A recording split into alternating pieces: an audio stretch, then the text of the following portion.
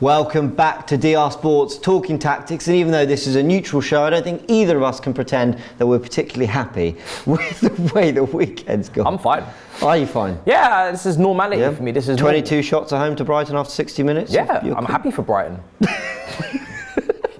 I'm very happy for them. I hope they continue their pursuit for, European football. You know what? I'm happy for them too. And we're going to dedicate quite a lot of time to Brighton later because, my word, do they deserve it. But of course, I think the story of the weekend is Arsenal throwing another 2-goal lead away, Matisse. Yeah, I think... What's wrong with us? This time it's more impactful and bottling than what happened at Anfield. It's a bad result. Yeah, 100%. Especially when you look at the way that you guys started that game. You absolutely, same as Anfield, you absolutely wiped the floor with them, dominated. I was there watching the game thinking this could be 5, this could be 6. They're just absolutely cutting through 3 shots and the first, 2 of them go into the back of the net. And I'm thinking to myself, it's going to be a long day for West Ham. It's a big pitch. You guys are just sweeping through. Odegaard's banging in a goal and an assist. Well, a goal and a pre-assist, I guess you could say. Tapping for Jesus. Everything's looking fantastic. But unfortunately, you didn't put the car in the next gear. You just kind of just left it where it was and started coasting. Arrogance? Complacency, I think. I think complacency, which is strange from Arsenal because you're in a position that you shouldn't have any complacency at all. We should be like 100% switched on at all times. You're doing 1 game a week, frying the bigger fish, right? And at the moment, you might have no dinner. Do you know what I mean? Because at the end of the day, this is a title race. There's no time to be taking your foot off the pedal. You're going up against Manchester City, a juggernaut that can handle multiple competitions that are absolutely slaughtering everything in sight. And for Arsenal to kind of ease off on West Ham, I just didn't understand it. It's a London derby. You have an opportunity to make a statement. Your goal difference could be vital as well at the end of the season. I didn't get it. There's 100% a mentality issue. Now, I just shot Tactical Insight with Turkish and the Arsenal fans who want to know kind of more about the game in more detail.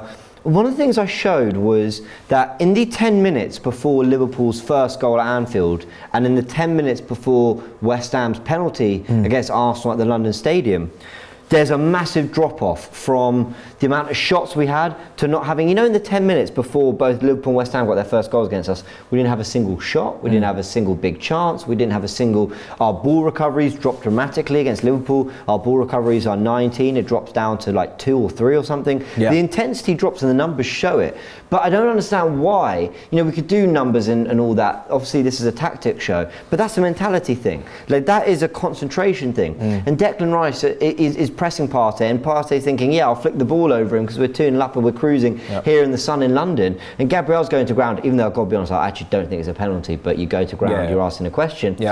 I'm really frustrated that Arsenal allowed that to happen when they had the warning of all warnings the week before. For me, it's strange as well because when you look at, I guess, the way West Ham have been playing, they've been struggling a lot. This is a team that their manager's on the verge of being sacked every single week. The West Ham fans are very, very much turned already. And Arsenal they've shown their quality all season to control games. Maybe it's the fact that a few pieces of the jigsaw in holding, coming in for Saliba, etc., is bringing some nerves and kind of spreading across the team defensively. When you want to kind of hold the ball, it's more being cleared, etc. These little minute differences that can change a game, where you lack composure and then it just continues to just keep wave of attack. So I'm so sorry to interrupt, but that's massive because we've got Rob Holding in the team, we've got Tierney coming in at left back. Now, look, I wouldn't say either of them had like really bad games at all. I think there were other players that let me down more, and I think as a collective, some people are talking about the manager and Arteta and what he got wrong. Listen, he put a team out there that went 2-0 up after 10 minutes. As far as I'm concerned, he's done his job. Right? It's now the players on the pitch to get this done. But you're so right. With Holding and Tierney, and it went through the rest of the team, so it's hard to say who set the tone, but there wasn't that Holding wasn't engaging with Antonio or having the success that a William Saliba might. And I felt there was a bigger gap between where Arsenal wanted to press and where the last line of defence was. And Ben White, who was so used to seeing him overlap when we needed a goal, remember they equalised for 55 minutes, we didn't have that because I think he was a little bit more tucked into Holding and Tierney was having to come inside. I just felt like even though Holding didn't and I mentioned it to Turkish, I called it a clippable moment, even though there weren't like clippable moments that make you go, wow, oh, that was bad from Holding. I think there was definitely a trust. Tone. Something was just set from Arsenal where they didn't have their base to play through, and you saw it affect the team. Yeah, but even Gabriel, I mean, for me, for that penalty, it struck me as a little bit clumsy. Yeah, it did, yeah. The way he kind of fall to the ground in stages, you could see he didn't really want to actually make the challenge, 100%. But he couldn't. It's like his brain and his legs and his brain and his body weren't connected, basically, and he ends up kind of just getting in the way. So I don't know if it's a bundle of nerves. Obviously the complacency set in, but we've seen Arsenal's mentality be questioned before at home to Bournemouth, against Manchester United, and they've come through it. But this is now the last home run. This is the last stretch, final 10 games. It's one game a week. There's no European distraction. This is a West Ham team. I know there was only about 3 players that started against Ghent on Thursday, but this is a West Ham team that have had to at least prepare for that game on Thursday, a difficult game. They only drew, and they've had to kind of juggle a little bit between midweek and this fixture. You guys have had the whole week to prepare. Saka, there's obviously not great. You know, it wasn't. Is he tired? I was kind of surprised to see Arteta take off Jesus, who I thought was actually making an impact, and bring on Trossard and leave Saka out there. Saka obviously ends up missing the penalty. A lot of people were saying he was tired before that penalty was even taken. Maybe if Jorginho comes on a bit earlier, he could have been the penalty taker. Again, it's fine margins, but in the title race, that's what it's about. And this result is not a problem in the top 4 race. You know, you guys are walking top 4, but in a title, you have to win games at West Ham. It's just not, especially when you're 2-0 up. It's not even a problem.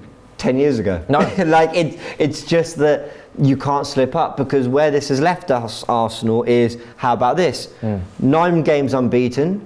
You know, their last two draws away from home and their last 2 away at Liverpool and West Ham. If you ask me what our 3 toughest away games left of the season were, I'd have said Liverpool, Newcastle, and then West Ham probably 3rd. Yeah. I never thought this was. I never thought this was going to be easy. I predicted 3-0, but more because I thought Arsenal would respond, not because I disrespect West Ham. You know, it means that if they win their game and hand Man City, they're still a point behind us. Yeah. But we should be all right. You've got to go to the Etihad. You've got to go to St James's.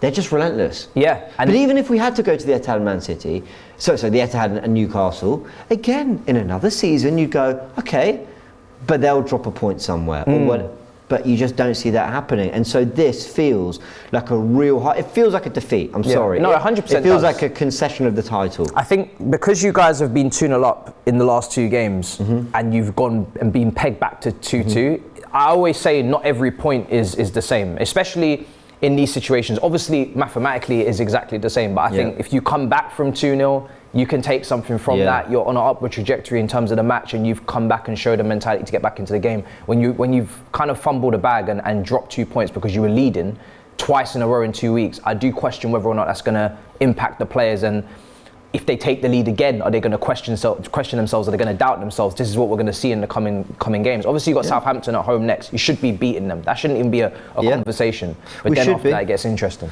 Let me get your opinion on this goal. This is the West Ham equaliser to make it 2-2. I've got the positions here. I want to ask you, how much of this is certain Arsenal defenders pressing too high, or how much of it is the Arsenal defenders who don't press high haven't kept up with the last line? And again, I've got Turkish's opinion on AFTV, but Gabriel comes here and clears the ball, and as it comes to Kerrer there, right here, you can see that Bowen's offside, where Gabriel, and it's a shame I can't show the footage, but Gabriel has his 2 hands and he says, up with me. And Odegaard, Xhaka, Tierney, and even Partey, who, if I just show you here, starts the deepest Arsenal player, he has caught up with the play.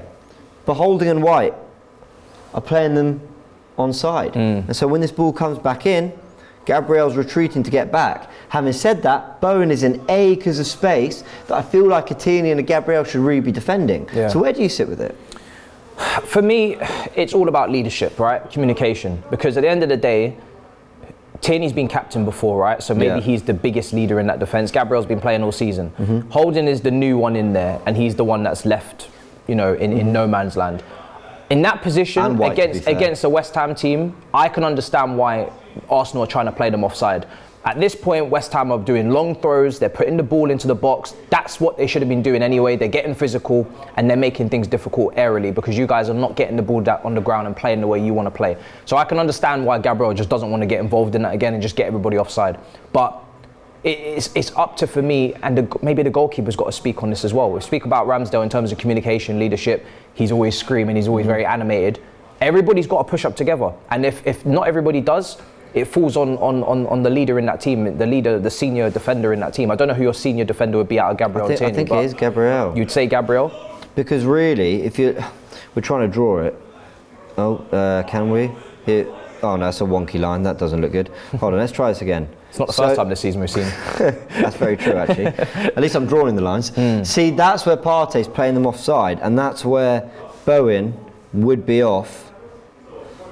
You can't second guess yourself when you push up. No, you can't. If everyone's going to push up, they've got to do it quickly and they've got to do it together. And it seems like those two are maybe questioning themselves and thinking, oh, I'm not too sure. Maybe I don't want to let any, maybe they feel like they're too late.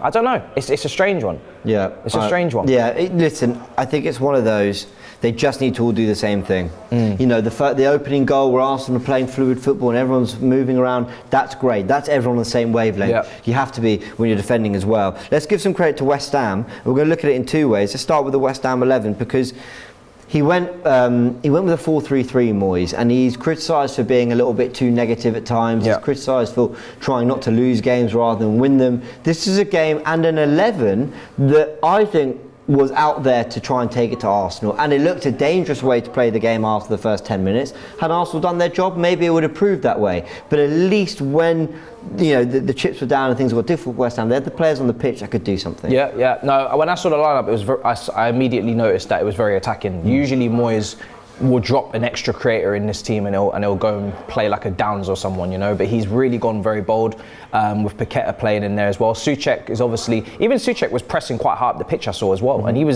I thought look where Rice wins the ball, it's this area here. They were really aggressive at times, and I was quite surprised because usually with Moyes in big games he likes to sit off, he can be quite negative, and he doesn't really take it, and you assume against Arsenal that's exactly how it would be, but he was quite bold in this game. I think the key for West Ham, and we've said it all season, they've got quality players. They have very good players. Even if you look at their bench, some of the options, Aguerd is back there as well. He played against Ghent. He didn't play in this game. You're right, Cornet comes on. Danny Ings as well didn't come on, but that's another option. Skamaka was injured. They have a lot of good attacking players. So it only makes sense to play to their strengths and to actually take teams on and try and provide that shock value instead of just playing into their old ways maybe of last season where they didn't have all that new attacking talent that they signed. I agree. I thought a standout player for me was Declan Rice. Here's his numbers. He ranked first for tackles, ball recoveries, interceptions, passes into the attacking third amongst all West Ham players.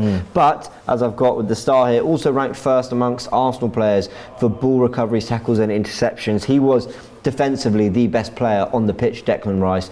And I can't really tell if he's a 6 or an 8 because he's been linked with Arsenal, and a lot of people are saying he could do the Xhaka role while covering for Partey. Yep. When you see where he won the ball up the pitch against Partey, that does feel like a player that you'd want pressing up the pitch, and he's got a presence. Maybe he can evolve into a little bit more of a box-to-box. But defensively, he's such an elite midfielder. He, for me, reminds me a bit of a Nemanja Matic. We had him at Chelsea where he doesn't have to just sit. Nemanja Matic was really good at carrying the ball forward. He could take long shots. He could give you something in the final third. I don't describe him as a box-to-box completely because that would be more like a Steven Gerrard or like a Frank Lampard or someone. But I do see him as someone who has a good enough all-round game to maybe progress into those positions. I wouldn't start him high up the pitch. I wouldn't play him in a Xhaka role where he's actually up there from the beginning and he's not involved in the defensive third. But if you need him to carry the ball, get past a couple of players, take a few long shots, starting from deep, he can progress into those advanced areas. But he's done both. Souček in the first season that I saw them, Souček was getting into the box, scoring headers. Rice was the one sitting, anchoring the midfield, kind of sweeping, winning the tackles, interceptions, tracking runners, and then they ended up swapping, and then Rice got an opportunity to go forward and start making those moves. So I think he's capable of doing both, but I wouldn't use him as a box to box. I would still, with these defensive kind of attributes, you wouldn't pay the kind of money you're going to have to pay for Rice if you're not going to use him in the defensive third of the pitch. Where do you think he'll end up? I think you guys you did try to make a move on him in January, and I think sort of. Yeah. That's when the rumours really emerged. There was a lot of behind the scenes kind of stuff going on, but obviously Caicedo was more the public stuff. Yeah, you're right. You are right. I think he's the type of player that Arteta would like from a mentality standpoint. Obviously, he's captain West Ham. I wouldn't be surprised if he went to you, but it's all about the fee. And for us, could come to us as well. Obviously, he's a Chelsea fan at heart, but it's anyone's guess. I'm surprised Liverpool haven't been linked to him as well, considering all of their troubles and their problems. I think it's a bidding war. I think everything we're kind of reading in the media, whatever it is, Arsenal are making the most attempts to get him. They are doing the hardest work to get him. Yeah. But if it becomes a bidding war, I love Edu and I love the work he's done, but I don't see Arsenal and Edu getting it over the line over others that will stump up the money. So we will see with Declan Rice. All right, let's talk about your team now. Oh dear. Oh, sorry. Do we have to? Sort of. We'll give it 5 minutes. This is the 11 Lampard went with. Yeah. Completely different 11. Exact same result. Another defeat. Let me have my fun. I mean, I'm just sighing because I'm seeing the team again. You know what I saw? I think I saw him going for a physical win here. I think I saw him going for, okay, well, 3 defenders with height and Chilwell's an outlet. Presence in midfield in Gallagher and Zakari, the side of Enzo, who will play. And then pace in the front 3, trickery. And I actually saw that, I actually tweeted it, looking like a complete idiot now. But I thought that was quite sensible from Frank Lampard. Then I saw the stats after 60 minutes. Yeah. Didn't prove that way. So what did you think of the 11? Lord Jesus. Well, let's start off with the fact that none of these players have really played together again. You know, this is a team that has no chemistry and no understanding amongst each other. I've never seen these two play together really in terms of Zakari and Enzo, because since Enzo's come in, Zakari has been out injured. This front three's never played together. They're all basically wingers. And you know, maybe Sterling, you could say, is the only right winger in this lineup, but they're all capable and better on the left wing as well, with Pulisic and Mudryk in particular. But there's no focal point, there's no striker here. Sterling playing in this false 9 role, Aubameyang on the bench didn't even really come on. And then, you know, the back 4, he's decided to rest Reece James, which I didn't have a problem with. My big issue with this team is that if you take a look at what they were doing off the ball, they were very much trying to press Brighton's box build-up, which is the 2 centre-backs in Dunk and Webster, because Colwell was ineligible to play, and Caicedo and Pascal Gross, and McAllister playing in the 10. So we know that Brighton want to play vertically, they want to play through that box, they'll very much dilly-dally on the ball as the centre-backs and even the goalkeeper to try and funnel it through the middle. And if they can't find anybody there, then they'll go to the full-backs and then they'll try and get out to Matoma and March. So Chelsea were basically tucking everybody into the central areas, trying to press centrally. The thing is with Brighton, they just said, okay, cool, we'll just play it down to Matoma and we'll just play it straight into March. And it was literally just, it couldn't get any easier for them to play it to their wingers. It was just a straight ball from whoever it was in the first phase and just bang straight into the wingers. As soon as it got to the wingers, it's 1v1s and then it's combinations and it's problems. My issue with Chelsea is that everything in this game was about off the ball. What are we going to do to stop Brighton? It failed, and there was no plan on the ball. Literally no plan, apart from maybe just counter Mudryk. Just try and find Mudryk, and he had a decent game. But at home, I know Brighton are the better team. They have the better manager, but it just goes to show how little Chelsea have worked on tactics. Same with Real Madrid. Just the bare basics, team shape. They'll try and put together something off the ball, but there's no plan on the ball. And off the ball, it's basics, and it's not even covering certain situations. It's only cover like some of the tactics that Brighton will implement. So it's just awful, honestly, to watch. It's a shocking. Brighton should have battered Chelsea by way more goals than they should have, than they actually got in the end. We were lucky to get out of a 2-1 defeat. Yeah, I think.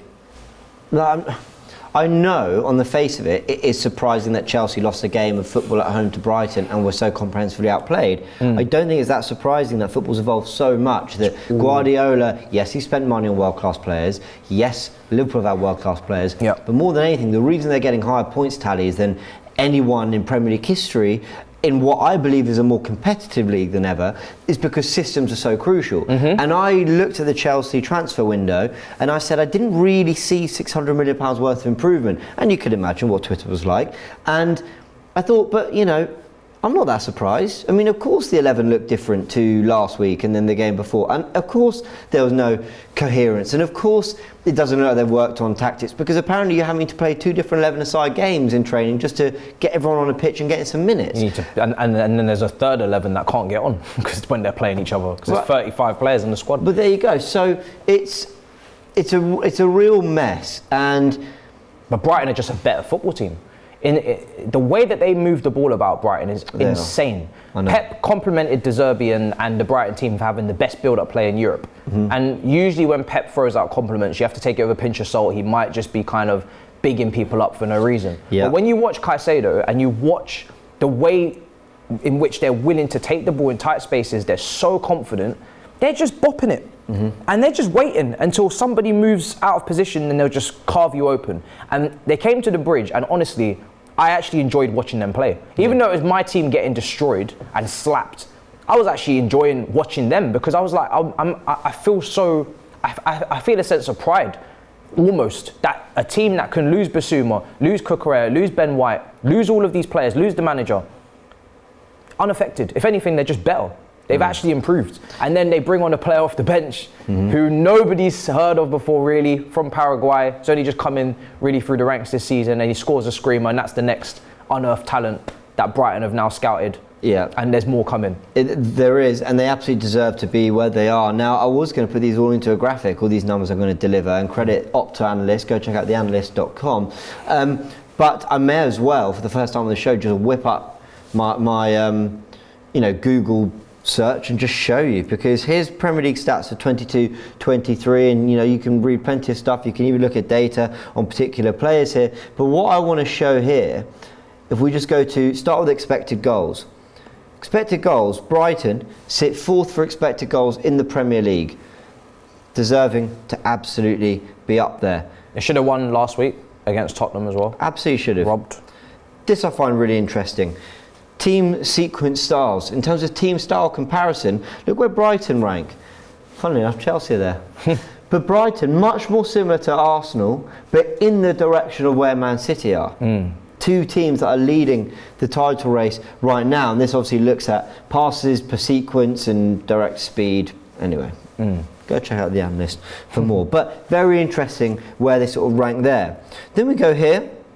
Sequence styles, passes per sequence, so have a look as well. Second only to Man City. Shows you how they've implemented their style of play. 10 plus passes, 10 plus pass opposition sequences. They rank 4th, and then build up attacks as well. They're ranking 3rd behind Arsenal and Manchester City. Really impressive numbers. And then when you look at zones of control as well, what a great graphic. I love this stuff. It shows you all the blue is areas that teams are controlling of the pitch.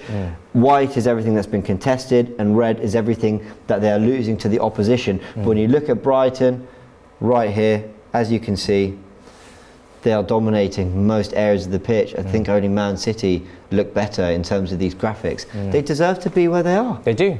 And when it comes down to Brighton in terms of the longevity of this, it's just about keeping the players and keeping, not obviously losing everybody at once, because that's what happened to Southampton under Poch. They had a great young team, they were developing players, they had a great scouting system, great coach, and everything just got picked apart, and then suddenly now they're in 20th. So the key will be for Brighton is to try and, like they did with Caicedo in January, sometimes just say no and say, we're not ready to sell. You've only just arrived through the door recently and we're not ready yet. So you're gonna have to wait, and we're gonna make sure that we've lined up a replacement, whether it's through whichever loanee that's now coming back, or a player that's been scouted from South America, and make sure that they bide their time perfectly. Because these players that they've coached and trained up, all I see is that their players replicate these things really well outside of their club as well. Like, they're actually producing talent. It's not a facade. So it's impressive, very impressive from them.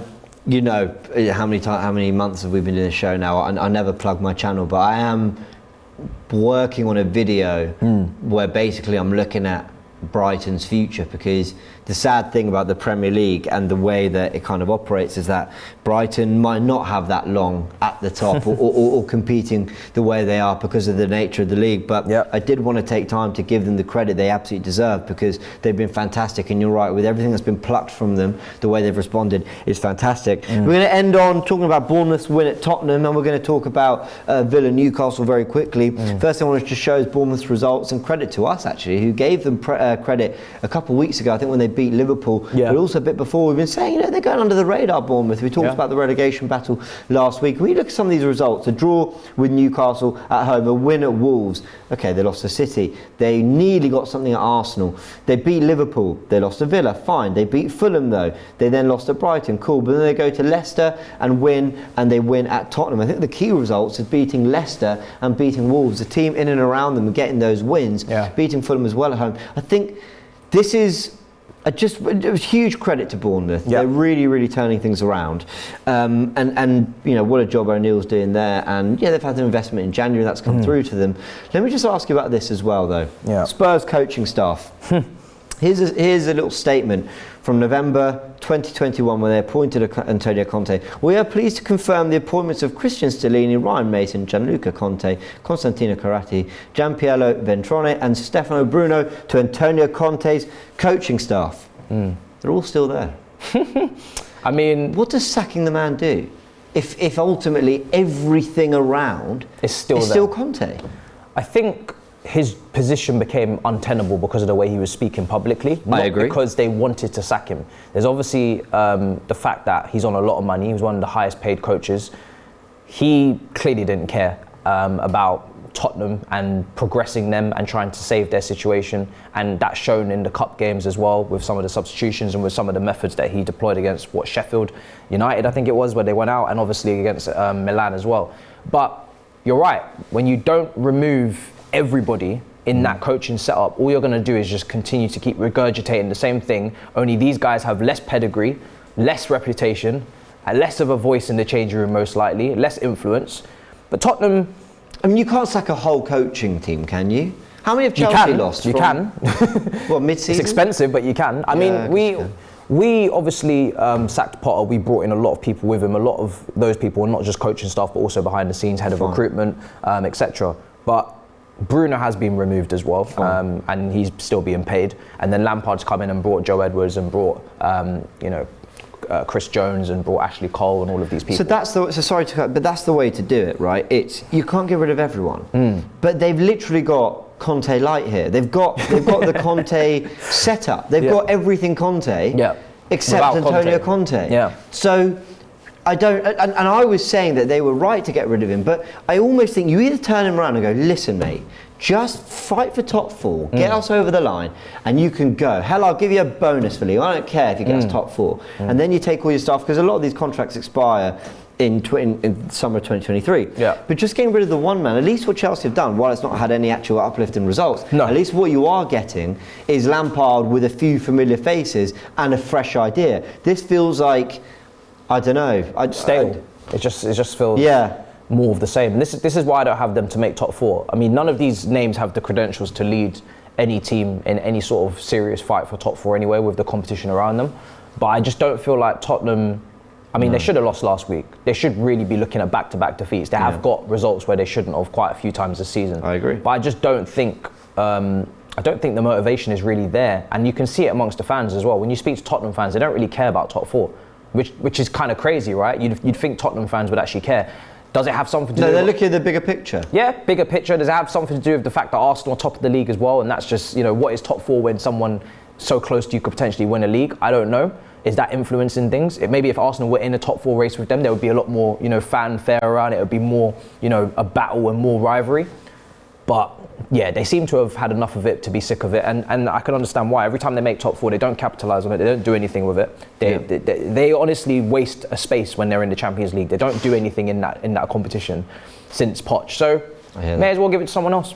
Aston Villa, they're in a fight for top four. Give it to them. In fact, let's give them some credit. And I've never used the internet once on this show, but I'm doing it twice in this one. Villa sits sixth. What a turnaround for Unai Emery. I think they're only on 2 or 3 wins. 2 wins when he took over. They're now on 15, which is absolutely phenomenal. 5 wins in a row, joint with Man City for the best form in the league right now. And look, okay, they're 6 points off Newcastle, who have a game in hand. There's still a lot of work to do there. But they beat them. They did. They're knocking on a door. And do you know what I like about Villa? Is that their season was here when they played us, which was not a long time ago. We played Aston Villa at Stamford Bridge. They beat us 2-0. And ever since then, they've just continued to go up the table, And that was a time where we were thinking our season's dead and there's nothing to play for. There is something to play for. And Unai Emery's just continued to keep going along his business, taking them up through the league. And the thing is with Villa is that they play everybody around them in the rest of the fixtures. They have Tottenham, they have Brighton, they have, I think they have Arsenal as well. No, we've played them Manchester, twice. Who did they? Manchester City, I think they made. No, they don't have City. They've got everybody kind of in the top 4 They five. got They definitely have United, Manchester United. at Old Trafford. They got Man United at Old Trafford. So they do have everybody within their own fight for top 4. I think they've got Brentford as well. So they have it in their hands to take points off of people and to do serious damage, and they've already done that with Newcastle. They're under no pressure whatsoever as well, because Europa League football is a brilliant achievement from a team that was down in the dumps looking at 17th, a relegation 16th, fight 17th under Steven Gerrard. Unbelievable job Unai Emery's doing, and I'm really, really happy for him as well. And I hope it continues to go well for him and Aston Villa. Matisse, big thanks for joining me today. There's so much every week to cover, but we've covered what we can, and the Premier League continues to get more and more interesting. And it's going to get real nerve-wracking now towards the end of the season. The heat's getting turned up on a lot of teams. Are you nervous?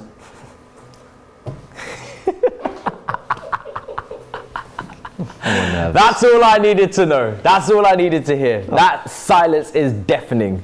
Nerves off. Find out in the next Talking Tactics. What I love about this show is the result's done. I don't have to tell you anything before. It's just after that I could go, oh yeah, West Ham, tough one there. All right, we'll leave it there. Big thanks to everyone who's joined us. Hit the like button if you enjoyed the show. Get in the comment section to let us know your thoughts. Villa fans, how are you feeling right now? Tell us, what is Unai Emery doing so well? We did actually cover it a few weeks ago, but let us know as well why Unai Emery's been so impressive. Newcastle, how are you feeling about the top 4 race? Man United have got another win after the injury problems they've got, and Man City just keep ploughing ahead. We don't even bother talking about them because they're just doing their thing. But some really, really crucial games going on in what is still to be decided title race, still to be decided top 4 battle, which Villa have put themselves in it, and a relegation battle that we covered last week that quite frankly any one of 8 teams could go down. Make that 7 because Palace won as well. Thank you, Matisse. I'll see you very soon. Many thanks.